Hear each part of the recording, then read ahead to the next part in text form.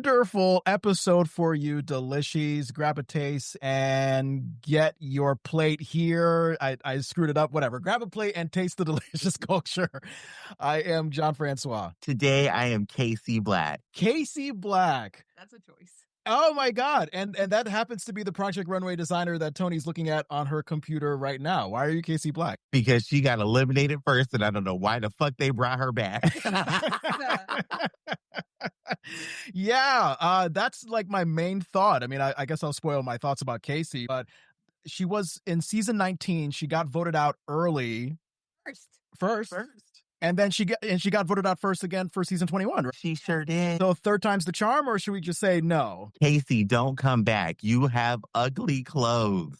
Your portfolio was ugly, and what you made was ugly. Don't come back. Can you refresh my and maybe our memory about what kind of clothes she had? Because I totally forgot. Because she was in it. She only made one because she had to leave. Oh, what did?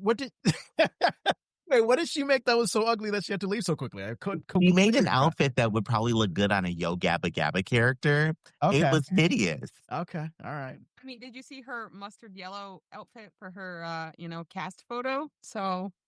Yeah, I think you're looking at, this is from BuzzFeed. Yeah, this is a BuzzFeed article that we were looking at where they were like listing all the season 21 Project Runway designers. And Casey has, yes, what could be described as a mustard yellow outfit. And because I like mustard yellow, it's the yellow. Okay, it's just the specific design, the tailoring of it all. Okay, all right. Well, as you can tell, listeners and viewers, we're talking about Project Runway season 21.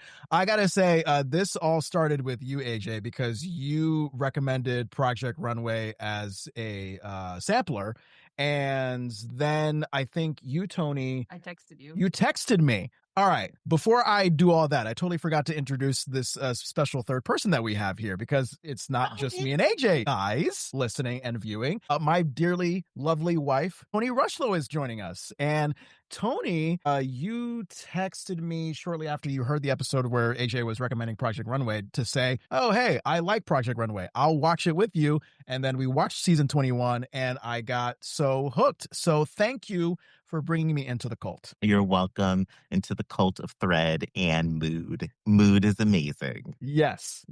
Could you imagine going there? I want to go to mood so bad. I can't even create anything. I just want to go in there and just say, make it work. Yeah, just a look. Wait, is this a reference from an earlier Project Runway season? What's moods? The store. Buy all the fabric. Oh, okay. You guys are better fans than I am, because I would never remember the name of where they get their fabrics. Okay, shout out to Moods. All right, cool. So let's just get into it. And for listeners and viewers, I'll just give the quickest of summaries as I can if you don't even know what the heck Project Runway is. It's basically fashion designers. They're competing with each other to create the best clothes. They're restricted by time, materials, and theme. You have a panel that judges each of the designs that they bring out. Contestants get progressively eliminated each episode, and then the finale of it all, I think for this season, they still ended up at New York Fashion Week, or was it different for season 21? They weren't at Fashion Week for this one. It was just the finale. I have some choice things to talk about for that. Yeah. So you are in favor of New York Fashion Week being the place for the finale or not? Yes, because that's fashion. Like, what the fuck is wrong with you, Disney? You had the budget for this and you didn't do it. Okay. I feel like it's a battle between New York and Paris in terms of like which is like the biggest place for fashion. They did neither. What did they do? Their own. It wasn't during Fashion Week. It was just fans that were there. Oh, okay. So I guess they tried to make a more interactive common man experience, and maybe that didn't work. I don't know. It didn't, because that's not Project Runway. It's not for the common man. We don't watch this show to be relatable. This is fashion. We're not going to wear any of the things they make. It's not us that should be judging that. Okay. No. Okay. All right. So it's kind of like, what's that reality show? Selling Sunset, or that reality show where they're on a yacht or something like that. You want to watch upscale people being nowhere like us because it's just fun to watch. Yes. Okay. All right. That is a good way to describe it. Anyway, yeah, speaking of the judges, so I think the consistency, because we're talking about a show that's been on the air since 2004, and wasn't there like a lag time where it wasn't on the air, or has it been? There was, I think, like a year or two where it wasn't on the air, maybe about 3 years actually. And then they came back with a completely different panel of judges, and nobody really cared for those seasons. Yes. And are you talking about the era where it was like Carly, the model, replacing Heidi, and I think Heidi and Tim already left by that point. Heidi and Tim were gone. Carly was the main host, and she got read for filth for her relationship with Trump by one of the designers, and it was TV gold. And then after that, they said, yeah, we're going to go ahead and cancel this. And it didn't come back on for a while. And Heidi Klum and Tim Gunn, I think 2017 or 2018, they had left after being on Project Runway since 2004, and they started their own show on Amazon that was sort of similar, Making the Cut or something like that. What was it called? Making the Cut was the show that they made, and then they did, I think, Next in Fashion as well. And it was really good. It's actually still on, but now they have different hosts and judges on it. Why? Okay, so now we have Heidi eventually came back. She is in this 2025 version on Freeform, the third cable network, by the way, that Project Runway is on, because before that it was on Bravo, and then it was on Lifetime. Oh, sorry, was I hiding your face with my hands?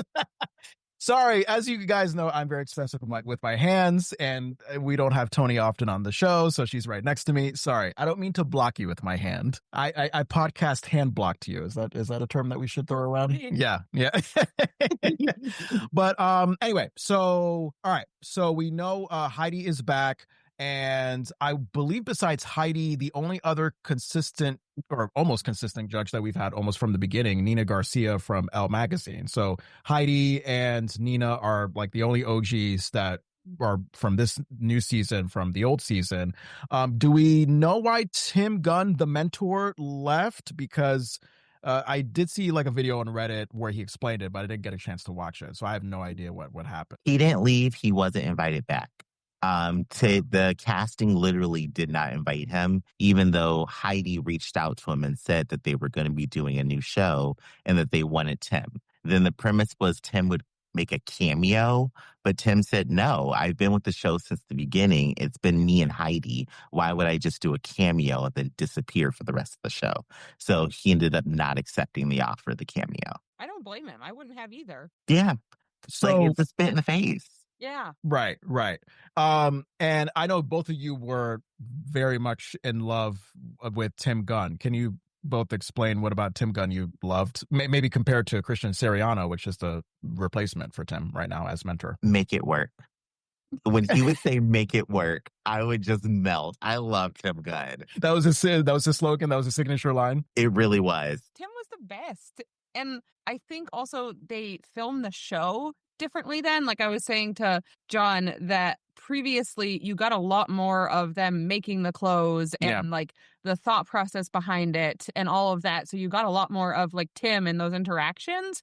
Whereas now, like we were saying, people's attention spans are so short that it's just like, oh, they put the clothes together and that was it. Yeah, I first got into Project Runway through this new season. And even though they did go through the fashion clothes making part of it pretty quickly, I was interested in it for that, the drama, and I could leave behind. I know there are people on the internet that have strong opinions about this season being a very drama-heavy season and not so much focused on the intricacies of the fashion. So I'd be interested in going way back to the beginning to see what it was like when they actually took their time and went through the process of how the clothes are made, because I'm all about process. Like I don't really care so much about the end result. I want to see like, what went into that stitch and such. So season 1 to 8, I'd say it's like peak Project Runway, where we got Tim, we got some nuances that came in each season, and then Tim Gunn, as professional and regal as that man is,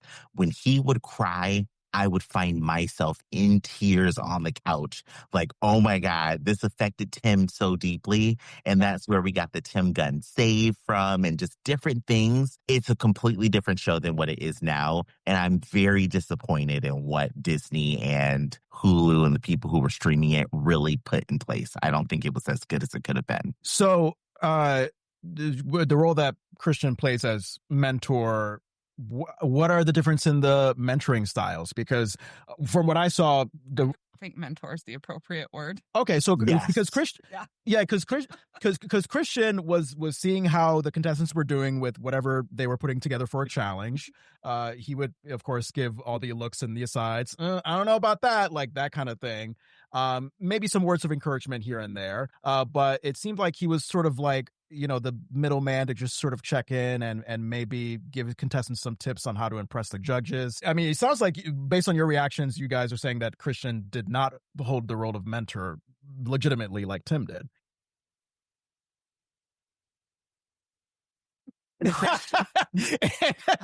AJ's gotta he has to purse his lips for a moment to figure out what he's gonna say. That sounds respectful. I'm trying to keep it respectful because Christian is not bad at what he did. Christian fit the program of, we just need somebody to like make it seem like this is a design thing. Tim would literally come to you and like, okay, have you imagined this on your model? Why are we doing the same repeat silhouette that the judges have seen over and over again? How about we switch this up? Tim, his job was actual fashion mentoring. So he would actually teach people different ways to do things that they wanted to do. Christian was more like, I kind of think that's ugly. Maybe you should just do something different. And that was it. There was nothing beyond that. Mm-hmm. Okay. And maybe that fits the sort of simple, short attention span audience that they're going for. Maybe Christian sort of reflects like, all right, let just go with just big general statements that are surface level that anybody who doesn't know about fashion or who has the attention span of a 2-year-old could get into. And maybe Tim is more for the person that wants to know about the details, Okay. Yes. Makes sense. Oh my goodness. All right. So we have Heidi, we have Nina from Elle Magazine as our main judges. The other main judge this season is Laura Roach, of course, known for designing for the likes of Zendaya, Celine Dion, the actress Anya Taylor-Joy. Because I mean, Heidi and Nina, they've been established pretty much since the beginning, so we kind of know where they are. What do you guys think about what Law Roach added to this season? Because I believe, this is not his first time judging. He's judged RuPaul's Drag Race. I know that. So he has experience on that level. Do you both think he added anything in a positive way, in a negative way to this season as a judge? I think he added a bit of a positive. I do think that Law was a little harder on Ethan because of Drag Race history between the two of them. Oh. But I do think that he actually added that element of like, okay, everybody's saying this is cute. Someone's got to be like, no, this is ugly. We need to just say that. And I did appreciate that from him. So one of the designers, Ethan, of course, he was also a Drag Race contestant, as you mentioned. What was the history between him and Law Roach? Like, was there tension? There's no tension. It's just that he was definitely a lot more forthcoming with Ethan than the other designers. Okay. Toni, what did you think about Law Roach? I think that he kind of added the drama aspect to the judging, Sure. But in a realistic way where it still fit with the show. Like he still had productive criticism and that type of thing, but he definitely was the flair for the judging panel. Oh, he'll let you know whether it's Melania or Antonio. He'll let you know. Take criticism. Shut up. Like he will let you know. So yeah, when he's the type where it's like, nope. When I speak, when the judges speak, like listen, stop being all defensive. Mm-hmm. Him and Nina, I was so happy because I love Nina Garcia, and when she says, "Come on," it's either about to be really good or really bad. And I just was like, okay, the two of them together, my head's going to explode. All right. So, speaking of these contestants, I don't know how many are there. And frankly, I think there was one out of all these contestants where I was like, oh, she was on the show? I totally forgot. And I'll mention who she is when she comes up. Let's just go through each of them who performed throughout season 21. We'll eventually get to the winner. And if you two think that she deserved to win. We start with Joseph McCrae, very known for the playful proportions, the bold color usage in his fashion design, branding of it all. I would argue that he didn't need to be on the show because he was just very like, all right, this is my brand.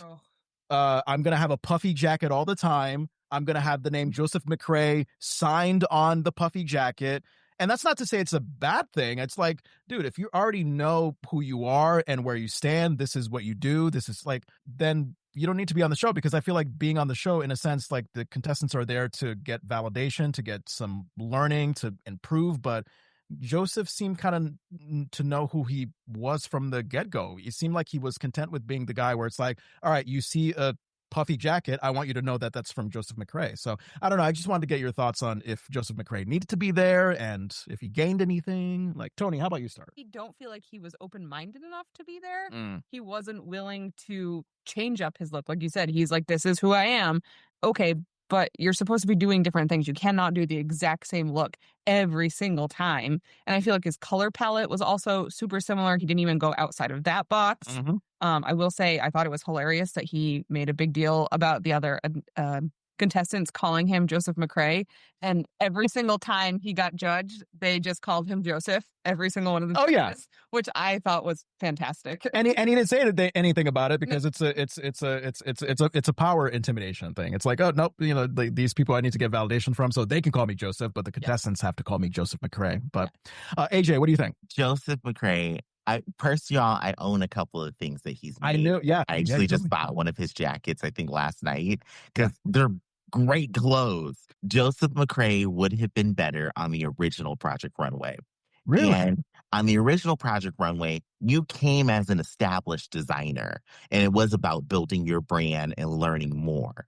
For this season, that I really felt was like a lunchable version of Project Runway, it wasn't for him. He shouldn't have been there. I don't think he needed it. He did really stunt his own growth, though, because as soon as an object or an item came out, you could tell it's his, because there's no difference than anything he's ever presented. Mm-hmm. So he really shot himself in the foot there. On the challenge he went home on, I don't think he should have got home, though. Really? I really don't. That was the unconventional materials challenge. Yep. Where they went to the school and like grabbed a bunch of random things. Okay. Yeah. Mm-hmm. I mean, I agree with Law that signing his name on it was like a little like boastful, and I don't think he should have done that, because it was supposed to be a blind judging. Compared to what Joan put together, he should have stayed. I feel like the only reason he went home was because of continuing to make the same look. Otherwise, he wouldn't have. But because he just did that again, they were like, all right, get out of here. What did Joan make in that unconventional competition? I totally forgot. What was it?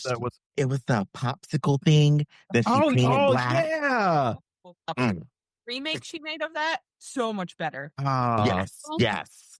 It literally looked like you were a kid and you colored them with the watercolor like Crayola. Yeah. Yes. It was like a black popsicle dress, wasn't it? Well, it should have been black, but because it was like colored with markers, it was not good. Okay. It didn't look good. It was construction paper and popsicle sticks. And I'm like, Joan, what are you doing? Yes. Wow. Okay. So that's Joseph McCrae for you. How about Ethan? Of course, we already mentioned Ethan. He fucking love Ethan. Yeah. Look, I always admire sort of like live theatrical showmanship in drag performers, and Ethan having that drag background, like I instantly was into him. I will say the only thing I had about him was whenever he was the leader in challenges, even if he didn't intend to, he was very much like, all right, I have this idea, I'm going to make it work. It may not work for the whole group, but if I'm covered, then that's it. So he wasn't a great leader in that sense, because certainly when, you have a group challenge and, ideas have to all collaborate together, and each member has to have their contribution to make it a whole group experience. I think Ethan failed in that sense, but him like himself as a drag performer and what he brings to the fashion design, I thought it was great. I mean, I would argue that, either he or Jesus should have won the end of the competition. No? Okay. So you disagree. All right. What are your thoughts about Ethan? Okay. So Ethan, i.e. Utica in drag, he and I have worked together before when I was bartending at the bar here called Roar. For Pride, he came here and performed. Utica's from Utica, New York, so we're not far apart at all. Oh, wow. So that's where he's like based at, and he came here to Rochester for a drag show and we worked together. And I have nothing bad to say about you, Ethan. It's just that when you get on an idea, you want to make it work no matter what the limitations are. Yeah. And that's the problem. So like the drag show we were doing, he wanted to do a fireworks thing, but we're like, it's inside. You cannot do this inside. And it took hours to talk him out of that. And it's kind of the same thing with his fashion. The fashion that he presented, I was like, okay, some of this is really good and some of this is really bad, i.e., the finale runway. The first couple looks were great, but Ethan, I don't know what you were thinking putting that vampire show look on that man. It was so bad. Yes. Oh my God. Wait, that was in the finale. Yeah. That was in the finale, and he had that guy, and it had this just weird shape to it. It looked like it should have been like a Dracula costume, and But it just did not classic. fit. Mhm. Huh. Yeah. Yeah. You want to expand on your thoughts on Ethan? I loved Ethan as like a person and a personality, and his hair. His hair I loved. But definitely, yeah, when he had his mindset on something, that was that, and he wasn't willing to stray from that. Like you said, with the finale, he had the male model, and I feel like he could have done a lot more with that. He made such a big deal about, the, androgyny and that type of thing, but I don't feel like he hit that mark. Mhm. Hmm. And then, AJ, we go to your favorite, Antonio Estrada, one of the two Estrada twins. So maybe this is saying something about Antonio and what he offered. What stands out to me, of course, he clearly loves the Western aesthetic. That's one.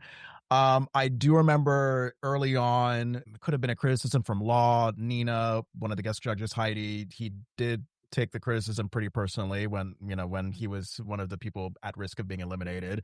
And then he stormed out of the show like the second to last episode because of this three-way beef going on between well, not really three-way, it's Antonio and his twin brother Jesus versus VJ. VJ stirring the pot, and Antonio and Jesus, the way they respond to that. But you are twisting your head, AJ. What are your thoughts about Antonio?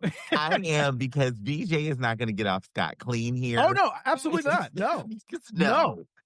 VJ's maniacal. I'm not taking any side. I told you via text, VJ, Antonio, Jesus, they're all guilty for their own reasons. Yeah. But how about you go first? What are your thoughts on Antonio? I liked Antonio, but definitely I feel like he made it to the show because of the fact that it was his twin brother that was there, and they were really playing off of that. There were definitely a few times where his, construction of outfits and stuff like that didn't necessarily meet the level of everybody else. And I feel like that should be a more important part of the show, is if you can put clothes together. So, I definitely think, and they made points about it, that he and his brother worked together outside of this, and they already had somewhat of an established brand. And I do definitely feel like there was some coattail writing in that sense. And I think part of that is the fact that he clearly doesn't take criticism very well, which, if you're going to go far, you need to be willing to listen to what other people in the industry have to say. Yeah, Antonio. Yeah, Belania. Yeah, go ahead. What do you think about Antonio? Because I remember you telling me that you were not a fan of Antonio, AJ. Antonio, I'm going to give you one compliment. That Western outfit, I would buy it. That thing was beautiful. Yeah. Yes. I think that is the only good thing you made this entire competition. Yes. Honestly, when Nina said the wedge, you should have gone home that episode. I can't stand that he stood around for this long, but he tried to walk out of the show twice. Two times he threw a tantrum and said he was going to leave. Production should have told him the first time, gather your belongings and exit the premises now, because his attitude was so off-putting. I get that he's there because of his twin brother and Jesus was there and everything, but Antonio, to have that big of a head and be that bad of a designer, you needed a reality check. Yeah. So and we're naturally going to go to Jesus as the next contestant that we're talking about, Antonio's twin brother. Did you see Jesus's previous season? No, that was 17, I think. 17? Was it 17, AJ? Okay. Yeah, I didn't watch the teen seasons. I didn't watch a lot of those. Okay. And you watched Jesus's original season, AJ? Yep, I watched his original season because that's when Michael Kors was still there, and Michael Kors read him for filth, and it was a beautiful read. Oh my God. Yeah, and they kind of addressed that when Michael came back for this season. So, I don't know, from your experience, AJ, what did Jesus offer in the previous season compared to this season? if there's a better or worse. He definitely is much better in this most recent season. In his original season, Jesus came in with a very fresh, happy energy, which it wasn't dislikable at all. Unfortunately for him, he was one of those designers who didn't have an established brand back in that season. Mm-hmm. He was competing with a lot of people who did have an established foothold in fashion. And he was so eager to try out new things that every design he sent down the runway, he threw everything he could onto it. So it was just like an overload of stuff. When if he would have simplified and edited, I think he would have made it very far in that season. Wow. And Jesus, first reactions to seeing him was, he's definitely a guy that wears his emotions on his sleeve, whether you give him a positive compliment about what he's wearing, or, especially in the case of VJ, or maybe somebody on the judging panel, if they, give him a harsh opinion on his, like, Jesus is a very sensitive, emotional guy. I will say that.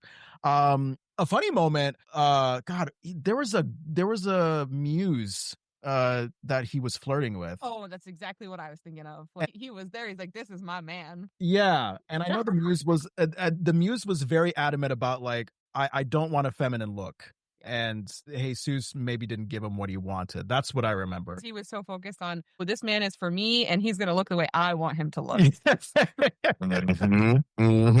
Oh my God. I mean, I know this is not about the fashion design of it all, but it's not so much Antonio and VJ that were sparring. I think it was more so Jesus and VJ that were sparring. So thoughts on if one person is more guilty than the other, or if they're both guilty. I don't know. I just want to get thoughts in the room about that drama, because clearly VJ was just like, oh, fuck these twins, and Antonio and Jesus were like, fuck this one person. Okay, so rightfully so, I'm gonna go back because I have rewatched this season a few times. And the drama starts with VJ. VJ actually throws the first stone by lying. And VJ lies and says that Ethan was going to copy something that Jesus was doing. Yes. And that's not what Ethan said at all. And Jesus never said that Ethan was copying. But VJ went from Jesus to Ethan and said, Jesus said you're copying his design. And that's what started everything. And VJ didn't have to lie. It's all on camera. Those words never came out Jesus' mouth.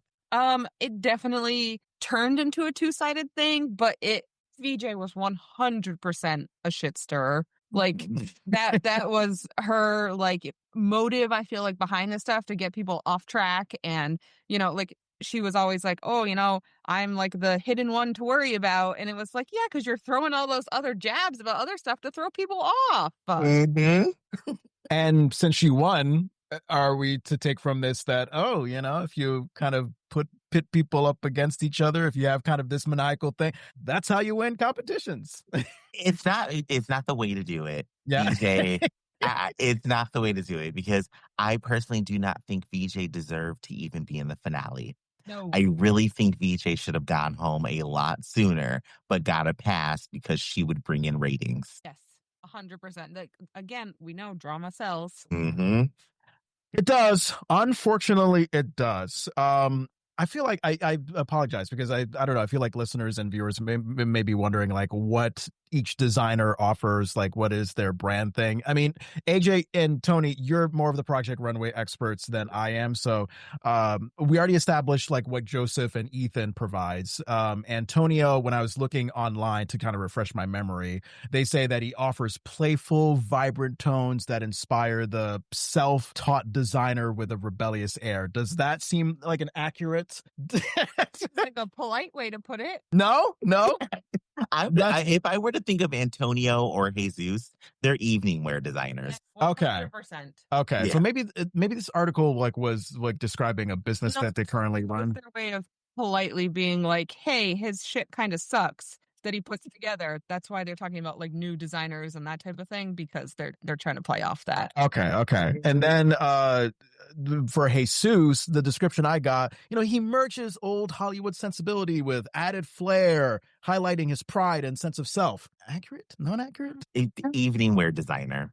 evening wear. That's the simple way to define it. They're trying to pull in the old Hollywood because he likes like the big hips in his designs. That's Okay. literally Okay, wonderful. And then we go to Melania. Elevated streetwear is how she's been described by news sources. I mean, as a human being, I loved Melania. I thought she was very sweet. I loved, whatever she was wearing. I mean, what is that style of hat that she wears? Because it reminds me of something that like a Haitian mother would wear to like carry her food or her baby. No, I've seen that. Sort of. Yes. Their food or their baby. A food and baby holding a food and baby holding hat. I'm putting it in the air right now. Let's make that more common. But anyway, yeah, I mean, big baby is like it depends how much you feed the baby. It depends how much you feed the baby. Anywho, but thoughts on Melania, because I mean, design wise, and again, this could be like just a show and me watching it from this season for the first time, and the fact that they're heightening the drama and the personalities more than the fashion design. But I did get that she is someone who wears her expressions really well on her face, and I don't think it's like she's intentionally trying to be bitchy about it. I just think that if she feels passionately about something that she wore, and say Law Roach is saying that she should have done better, then whatever she's thinking in her head, it just comes out in all these contorted facial expressions. And then maybe she wants to like say like, oh, actually, no, what I meant to do was this. I have a feeling on that. Oh, go ahead. Yeah. What's your feeling? Yes. Part of it is the show. And I feel like it really is playing on like the angry Black woman approach. Oh. Yeah. Did you feel the same, AJ? 100%. Because when they were like trying to get at her and say, you're doing this and that, I'm like, what are they seeing that we are not seeing? Because I'm not picking up on that. Yeah, they were pulling those clips on purpose to make it look like it looked like she was being like moody and confrontational. And outside of the judging panel, you don't see that at all. So it really felt like, not to pull race into it, but that's the world we live in, that it really felt like they were playing on that trope. I did too. Yeah. I like sitting there watching it. I was like, I don't see what they're saying here. I'm just looking, I'm like, the Melania we get in the workroom and the Melania on stage that they're saying is presenting herself to them, the two don't match at all. That would bleed over into the workroom if she really had this attitude and just disgust for any kind of feedback. Yes, because it would have played in with any feedback from like Christian or any of the other like team things, and you didn't see it there ever. Mm-hmm. Yeah. So we're saying she was more kinder and friendly in the workroom as opposed to what they presented her on the final stage. I'm going to say yes, but I'm going to say maybe she was more authentic in a way that production couldn't edit out the way they could edit the runway a lot more, because they have a lot more control there of what the designers can say and do. Because like even that last interaction when Tyra was there and they did the moment from Top Model, it wouldn't make sense if she's being so defensive and off-putting to you on the stage to joke and play around with her. Exactly. And Tyra is the type of person, she will put you in your place if she feels like she needs to. Mm-hmm. Yeah. I wasn't getting much from Tyra when she guested on Project Runway this season. I felt like she just gave pretty general responses. I don't know. Maybe it's because like she's more supermodel than fashion critic, but like I don't know. I feel like if I want to get a more entertaining, thoughtful criticism from Tyra, maybe I should just go to America's Next Top Model instead of Project Runway. Do not watch America's Next Top Model. It is incredibly problematic. Really? Incredibly. Tyra has been read for filth for that show. One thing though, if you guys get a chance, there is an interview that Tyra did right after the episode of Project Runway that she was on. And the reason why she was so quiet is because she was very upset and she felt like everybody played her because she came out in that wicked gown. Everybody was telling her, don't wear that, Tyra. We have other things you can wear. And she feels like they played a joke on her. Oh my God. That is some behind the scenes thing that I didn't know. Okay, so I just thought that this is what Tyra decided to wear. She's playing along with the theme and that was it. But no one else played along with the theme. I think it was just Tyra herself that really. It was just Tyra. So the story that she told was that her manager called her and said they're doing a Wicked thing on Project Runway. So she apparently had this gown just laying around and she never had a reason to wear it. So she was like, oh, I'm going to wear my Wicked gown. She said the day she got there in production, she's walking around in this gown and Christian kept coming to her and saying, Tyra, I have something else we can put you in. There's other clothes we can put you in. And she kept saying, no, I want to stick with the theme of Wicked. And then when everybody comes out to the judging area, that was the first time they all saw each other. And she's the only person dressed like this. Wow. Yep. Oh, boy. That's going to put you in a sour mood. Yep. It's like being told, hey, it's the theme for this birthday party. And then you go and it's just a bunch of tired adults, like not dressing like ball gown people. Mm-hmm. With food and baby on their heads. Anyway, any designs that stood out to you guys from Bologna? All of them. It just wasn't for me. Not like they were bad. It was not for me. Oh my God.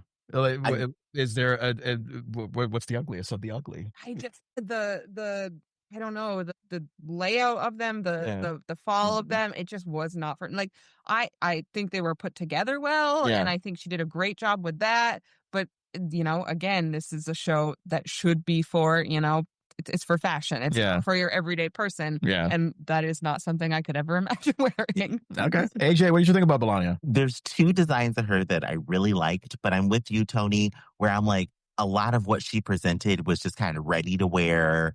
We could just go to any store and just pick it up. But the styling of her streetwear outfit, the one with the polka dot like corset thing, that was probably my favorite. And then her Western look, even though her Western look, which I got to say it again, it looks like you could just go to Walmart and buy that. It was styled really well. Angelo embraces luxury spins on streetwear, adding edgy details throughout. Nice guy, but it did seem like he went boring and safe. Nothing about his designs stuck out to me. Do you guys agree? Disagree? I agree. Yeah, doesn't even. I'm like, what did he do? I guess like, yeah. Yeah. The one thing of his that I thought was nice, but again, it was so basic, was that sleeveless sweat suit that he made. That's the only thing I can even remember that he made.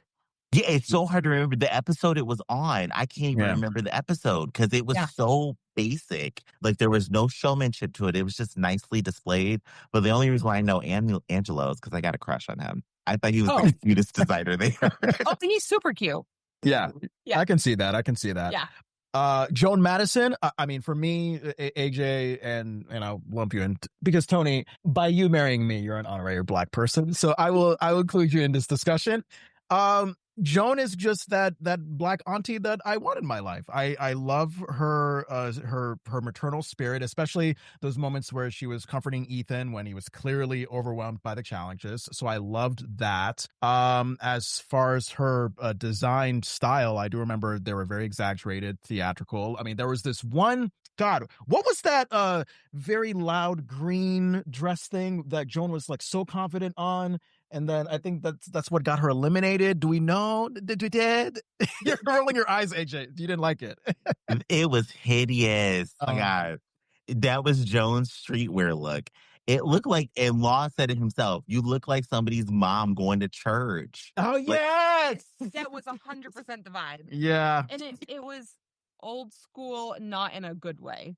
Mm-mm. Yeah. Yeah. Mm-mm. Yeah. But what do we think about Joan and what she added to the competition? I mean, look, obviously every reality television show has to have that person with that aspiring story. She beat cancer. Congratulations for her. So that's another redeeming quality. But fashion notes on Joan? So Miss Joan. And yes, I forgot. That's her nickname. Yeah. I love her because she literally reminds me of my mom. Mannerisms to a T. My mom would have the same reactions when someone gives her feedback of that jump back. And I'm like, you remind me of my mom. Yeah. That golden and black tuxedo she did for her revamp of unconventional materials, amazing. Yeah. Everything else she presented, I wasn't a fan of. But I feel like Joan is another one of those designers. Had she gotten on Project a runway originally when she tried, she would've would have done been a so standout. well. Yes, she would have done amazing because her tailoring and structure out this world. Beautiful. Like there was times where she was helping other people because she was so good at sewing and beautiful work. But again, she just doesn't fit with this current season. Mm-hmm. Yeah. That BuzzFeed article, the picture of her with this, what do you call that? That's like a light green, brownish, golden black. Okay. All guys are colorblind. Am I right? or I don't know. Most guys. Are you good with color, Andrew? I think I am. I don't know, but I think I am. Okay. I'm terrible, as you can see. Genetically, women can see more colors than men. Yeah. Because we were supposed to be out picking the berries and all that. We needed to make sure it wasn't going to kill us. That's a good fact. That is a good fact. What's the ratio of female to male fashion designers? Is there more female fashion designers? Because maybe It's an AJ question. Do you have any idea? Well, from what I know, the fashion world is more dominated by men than you would think. But there are definitely a lot more women who are employed in the industry. That makes sense. Alex Foxworth. So she takes inspiration from her Japanese grandmother who grew up in Nagasaki. She had designs that nods to her heritage.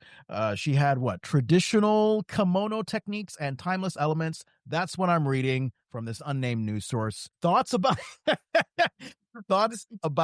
Alex, because I got none. Totally forgot she was in this competition. So I was rewatching episode 2. Yeah. That she was on. And I was like, who is that woman? Like, I did not know who she was. Yep.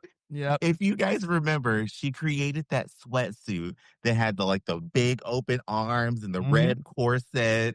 And she was telling Law the story of how, I like corsets. And I imagined a girl who was going to the sauna, and he stopped her and said, a corset in the sauna? This doesn't make sense. That's her. Okay.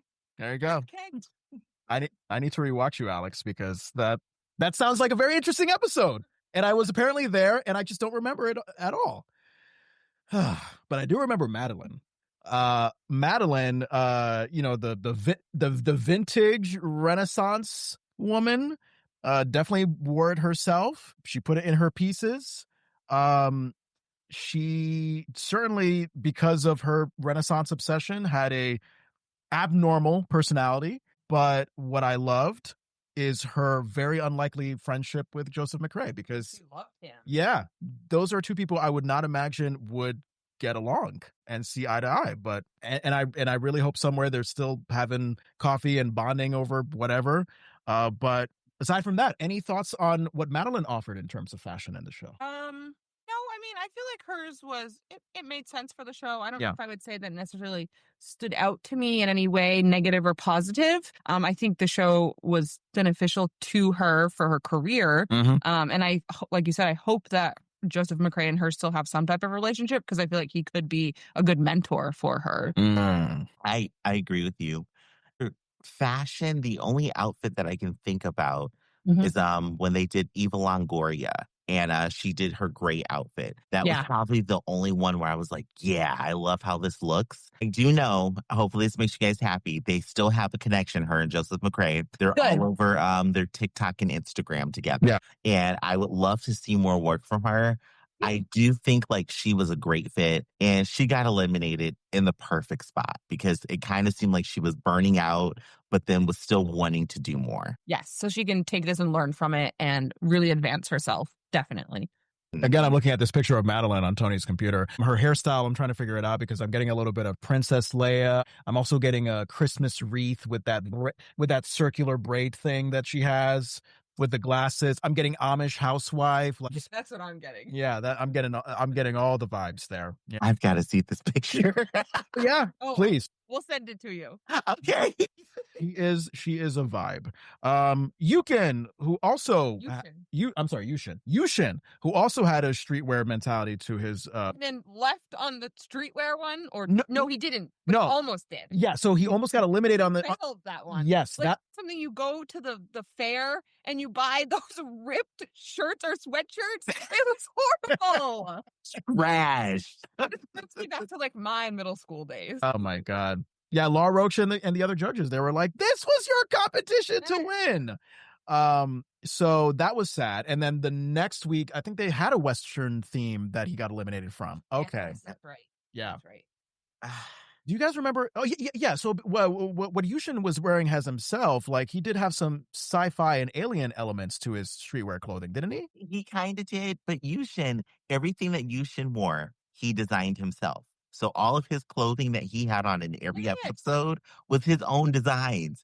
And I'm like, I'm so angry at him because he is who I wanted to actually win the entire competition. His clothes look so amazing. Right. I don't know what happened, if it was just like too much pressure for him, because I feel like he definitely could, because when he did well in the competitions, he did really well, and it was in different aspects too. And he seemed to be, be able to take on like a pretty big challenge. And, even if it was like too much on the plate, it seemed like he was able to pull that together and it didn't look sloppy.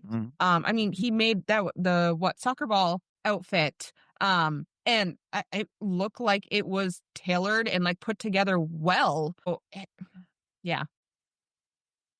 Yushin, he falls into, if you get a chance to watch more Project Runway, John, there's streetwear designers who, for some reason, in every season, once they get to the streetwear challenge, I don't know what it is, but they just fall to pieces. Maybe because, I don't know. Because I could see streetwear conceived as like, oh, this is something that should be easy.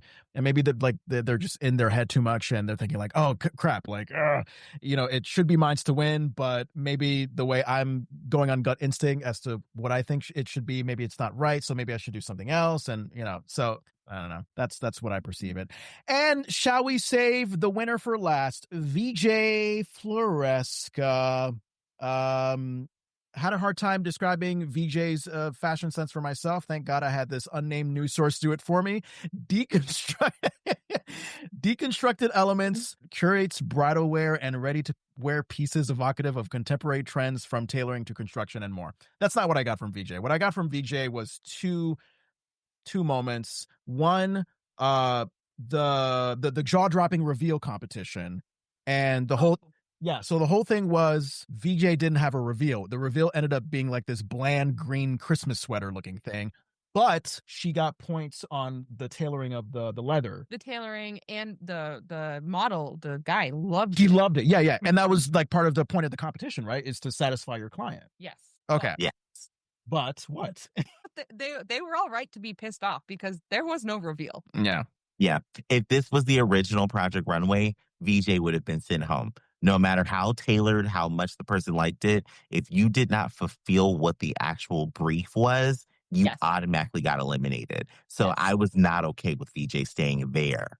Nope. And for the challenge where they had to put together a design that reflects the color scheme of the movie Wicked for Good. Oh. Obviously, Wicked for Good, Ariana and Cynthia, they're on the press tour. Project Runway had to do that cross promotion. VJ had like a red curly thing. Yeah. And which was supposed to be, like the tornado and being like, blown away.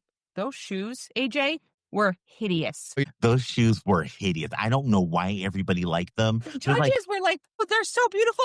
They literally were just like picked on there. Like you could have just like pulled all the pieces off. Yeah, they look like. Oh, I hated those shoes. Yes. They were whole. Are you talking about like the red bird feathery shoes? Oh, feathery, kind of. Okay. It's literally like pieces of fabric that like were the end pieces. So they're like curled up and just like tacked to the shoe. Got it. Got it. Dress itself was put together fine. I feel like if that would have been done in green, there you go. Yeah. You're spot on. It was red. So the only color for Wicked is green. Is there another Wicked color? Green and pink. That was what they said. Okay. Because, then you get both, witches. But got it. I will never get over those shoes. Got it. Those shoes were terrible. If you get the chance to watch Roscoe's, it's a YouTube show where they have a lot of the queens on from Drag Race. All right. Ethan is on an episode where they talk about that episode. Yep. And Ethan says, They were not allowed to use red shoes. That's the reason why there were no red shoes there. She had to make her own. And those red shoes did not look as good as they looked on camera in person. It was literally just strips of fabric glued to a shoe, and they were falling to pieces. I believe it. It literally looked like you would see like a trail behind the model. Mm-hmm. Yeah.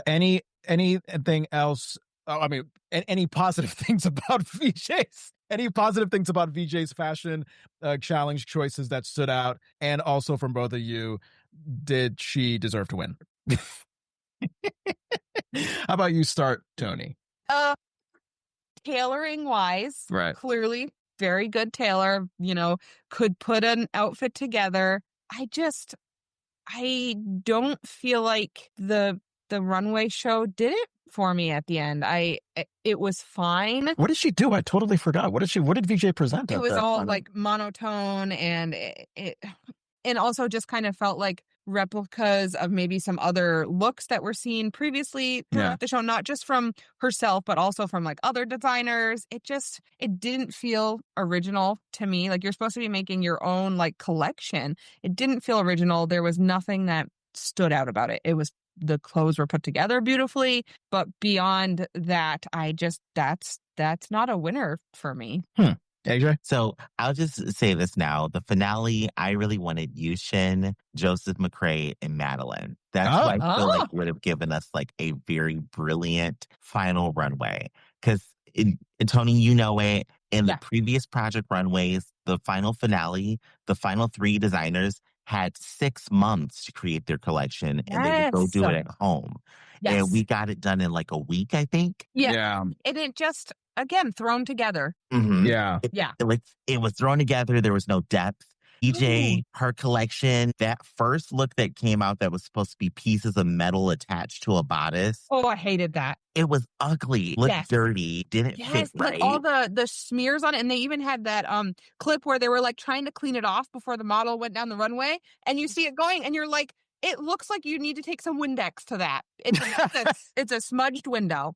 Yes. That's exactly how it looked. And I'm like, really? We're going to give her this now? Yep. Her last look, which was this chainmail dress that was draped. They were all blown away by? Yeah, I'm like, why are we blown away by this? It literally looks like she wrapped a towel around her, put one shoulder out and said, just hold the rest of it. Yes. And they were like, oh, it's such a heavy material. And I don't care if it's heavy. It's not impressive. I am not a designer in any way. And I'm like, if I draped that just right and put some bobby pins and some clothespins in there, we'd be all set. I challenge you, Toni. Is there a time you have picked up a blanket and wrapped it around yourself and didn't look just like that? Yes, 100. I have an Afghan behind me right now. Like we. Oh my God, I would love to see that. You on Project Runway? Come on now. Oh God, come on. To sew the clothes. Me. I will learn. I will get my grandmother from the grave, and I will learn how to sew because she's the only one in my family that I remember knew how to sew. I love it. See, y'all would go on there and destroy it because when I saw, now VJ tailoring, yes, is a compliment. I'm going to give it to you. Was it boring to brilliant challenge with the gray fabric. Yeah. Her outfit 8. It was cute, but you should have gone home, not only on that Western challenge, because you came out and sent that girl looking like a piece of toast with jelly on it. I was like, what is this? This is crazy. And then you sent out that weird looking look on the reveal challenge where I'm like, this is so basic. I could go buy this at Kmart right now. And VJ, you did not deserve to win. You should not have been in the finale. I don't think you should have made it past episode 5, if we're being honest. Yes. I honestly, it doesn't, again, I think it's the shit stirring. Yeah. You know? That's what I was thinking. Stirring the pot, like the fact that she was adding that drama that, I don't know, non-fashion pro-drama reality TV show watchers like. Maybe that's why she went through to the finale. I also found it kind of funny that Jesus went from like, oh, you're a bitch, to like, oh, congratulations, toast, champagne glasses, confetti in the air, episode ends. Thank you for bringing up the fact that like in the old Project Runway, it would take much longer to, create the final collection. And then now they put it together in a week or a day. It was a week. Yeah. It didn't feel like a finale. Yeah. I was underwhelmed. As a first time watcher of this, I was like, oh, Like this season just built up. Like every episode was cliffhanger. There were moments happening, everything, and then to have the final episode just go by just like that. It was like, oh, I just, it's like you've been told like, oh my God, there's this dream piece of toast, and then it comes out to be sour butter. Yeah. Someone keeps on telling you you're gonna get toast, and then at the end of the Yellow Brick Road, Wicked for Good callback, sour butter. So I guess where do we go from here? Because now in this new attention span age where we're trying to get the TikTok clicks, and I guess the VJ drama could add into that, is the next, are they going to do another season of Project Runway in freeform? Will it be like that, or does this make you want to watch another Project Runway? I don't know, your thoughts for the future. Prediction is it's going to be, so we're talking about America's Next Top Model. As a preteen and teen, I watch pretty much every single season of that. And toward the end of that, they do the thing where people at home get to vote for you also, along with the judges. 100% see that coming for Project Runway. Got it. Yeah. American Idol style. I see that coming. Fingers crossed. Maybe they'll take the feedback that people have been giving. Hopefully they'll understand, because even the way the rest of the season went, I will take that. But just give me back send the designers home, a 10-look collection. When they come back for the finale, they have to design an 11th look. And then the season finale is 2 hours. If we get that again, I will accept everything else. Yes. The rest, it's what you expect with TV now. It's, you expect, you don't get as much behind the scenes. You're going to get that drama, but you need something to make up for that. You need it to be worth watching those other, 7 to 9 episodes. Mm-hmm. Yeah. Fingers crossed. Antonio and Jesus have a question to just go back to them. Well, and I guess this is to be expected of twins that have a great bond. They just seemed ridiculously codependent. That's one.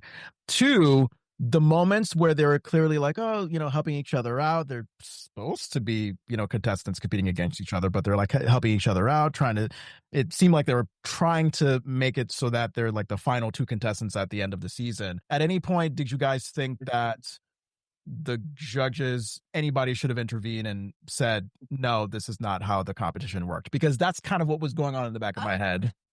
But that is how the competition used to work. Oh. Yes. Like if you finished your look and you had time, people would help each other out. Like, let me help you sew that.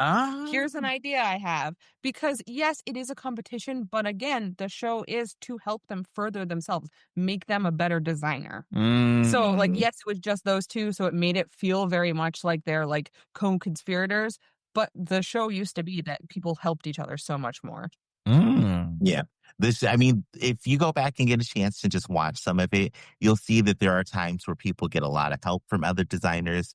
You may see somebody like Santino Rice, who all the other designers really didn't like him. So they're like, even though we have spare time, figure it out yourself. There's things like that happen. And Michael Kors said something on the last episode that I really think summed up what Project Runway is that no matter how you feel about the clothes, some things you can find incredibly ugly. That's fashion. There's something here for everybody. No matter what you like, something speaks to somebody and someone will wear that outside confidently. And 100%. That's what Project Runway embodies. The same with people, where it's like, we're all different, but we're all here with the needle and thread. So let's just get through this. And I love that about the show. Toni, I remember like when Michael Kors was brought as a guest judge in this season, I was like, oh, Michael Kors, definitely a recognizable name in fashion, but what does he make? Like, what does he make? What's his name on? Does anybody know? Yes, fashion, everything. Yeah. Any fashionable item, he's got his name on it. Yeah. Bags are some of his biggest things, evening wear. And if you don't have it, if you do have it, actually, I'm going to say I envy you. The Michael Kors bicycle. It's one of those like hidden gems in fashion. If you have it, it's probably worth a couple $100,000 right now. Yeah, I believe it.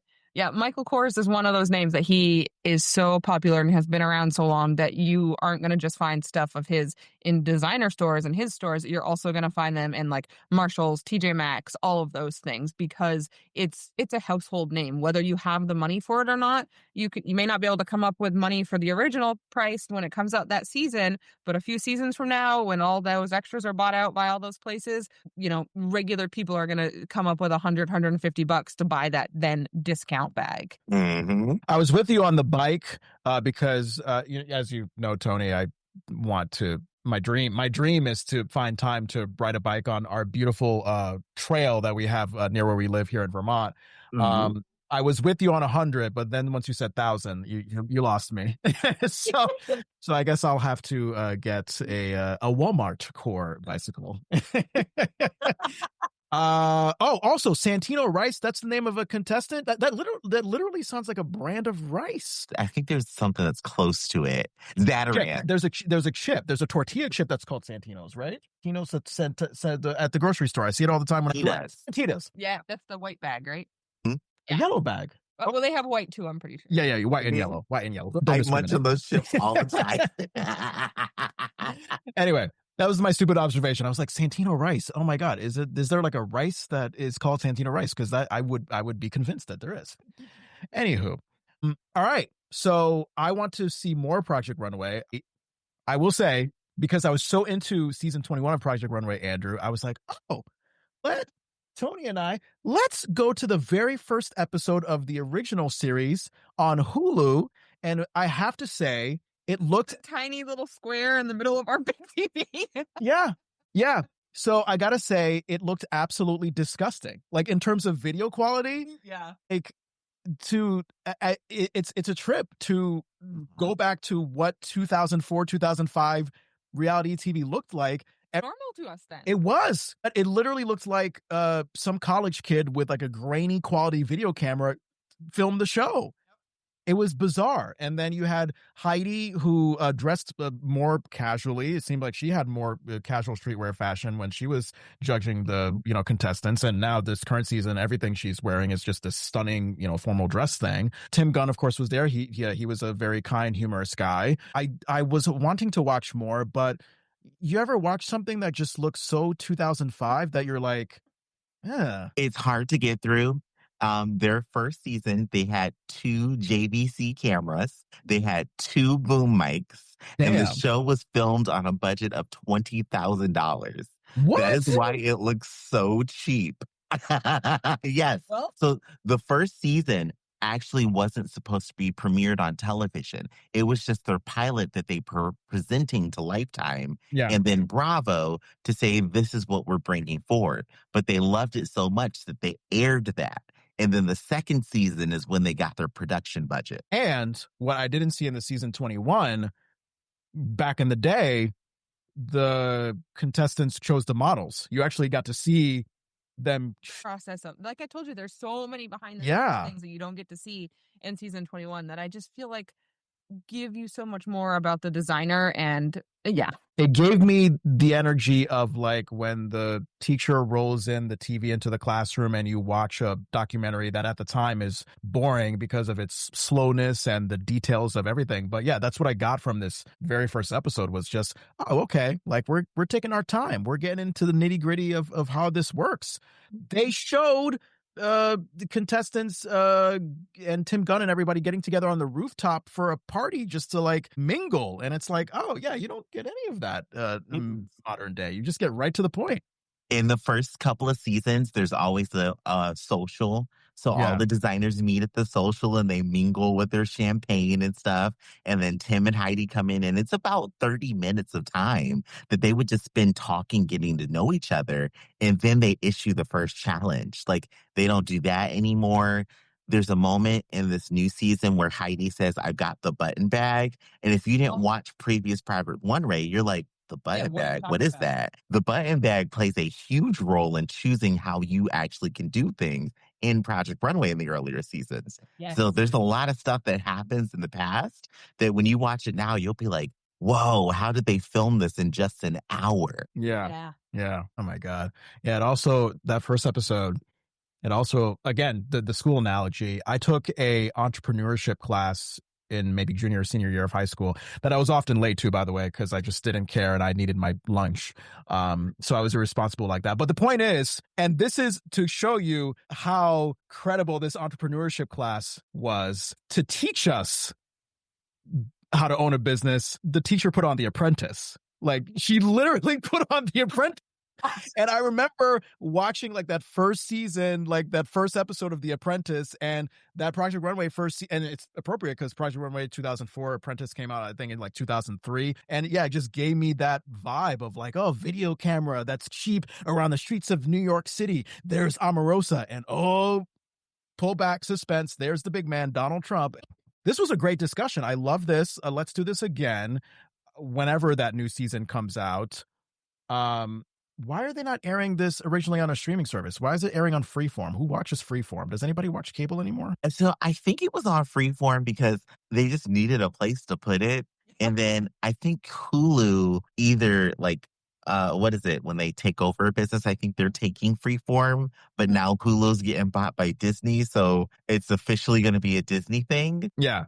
Well, yeah, Hulu's already owned by Disney. It's been owned by Disney for a while. I mean, why not just leave it on Hulu? Because I feel like everybody's watching it on Hulu. Nobody's watching it on Freeform, right? Oh, no, a weird decision. I don't know. Lots of things to watch, not just Project Runway. We're obsessed with Love is Blind and the Ed Gein stories, so we have to follow up on those things. Thank you, Toni, for coming on. Yes. This was a great episode. Love is Blind recap. It's already set in stone. We just have to finish it in the year 2027. Take your time. Take your time. I'm down for that recap anytime. Okay. We've got tons to talk about. Wonderful. Can't wait.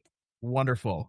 Including how they are deprived of food, apparently, as AJ told me. They don't feed the Love is Blind contestants. Believe it. That's how you do all those reality shows. Yeah, You limit sleep, you limit food, you put them in tight quarters. Yeah. That's where you get your drama. Drink. You get hangry, you get drunk. It's wonderful. All the emotions come out. Thank you, listeners and viewers, for consuming this Project Runway season 21 recap. We're hoping season 22 comes out at some point. If you want to listen to us, Apple, Spotify, iHeart, Amazon, SiriusXM, look up The Delicious Culture wherever you get your podcasts. Full video episodes on Spotify and YouTube. By the way, subscribe to us on YouTube, comment, share, like. You see that little star on the Spotify? Give us a 5-star rating if you like the podcast. If you don't, keep your thoughts to yourself. TheDeliciousCulture@gmail.com is where you can email us. We are at The Delicious Culture on Instagram, Threads, Reddit, and YouTube. Like, comment, share, subscribe, all that good stuff. Same for TikTok. At Delicious Culture is where you can find us on TikTok, at Delicious Culture. Toni, since you're our special guest, anything you'd like to promote? I mean, you have a wonderful dog rescue that you're the president of. Yes.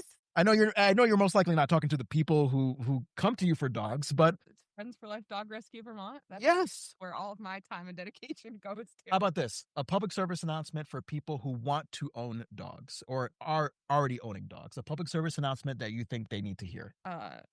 Adopt and shop responsibly. Yes. And spay and neuter? That's a difficult topic that we are not.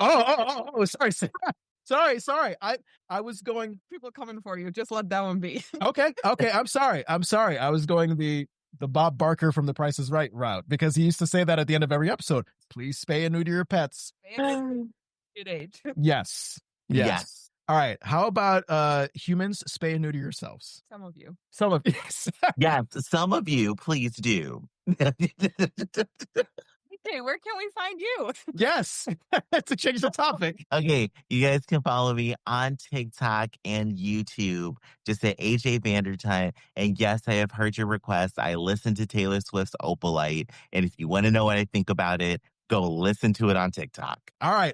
Would you wrap up, please, with some ringing deliciousness? I'm just going to let the fact that Taylor Swift is singing about dick ring in my head. Let that deliciousness ring.